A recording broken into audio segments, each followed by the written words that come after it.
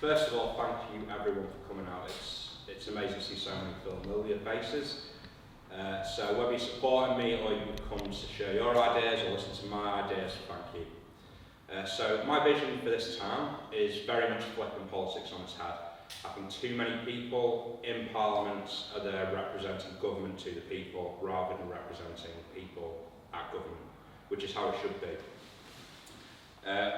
I won't be an MP who disappears down to London and you never see again until the next elections are coming. I very much want to stay rooted in the community, so building local democracy in Southport through meetings like this, for assemblies, listening to what people's opinions are and taking that back to Parliament. I think when we have local democracy and people actually sharing their ideas, we will end up coming up with the right solutions to problems. People know what's best for their community. It's no good having an MP that's going to talk down to you and tell you what they want to do in Southport. So within 3 months, I'll establish assemblies across the town.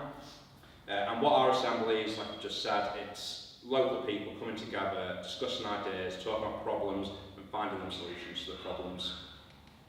So I think my background in the trade union movement places me well to do this. I'm an organiser of people, an organiser of campaigns. I've done this for a very long time, and I think the skills I've learned there can be put to good use, bringing actual democracy back. I think for too long we've had MPs absolutely just taking the mick out of us and exploiting it for their own back pockets and feathering the nest for jobs after they leave Parliament.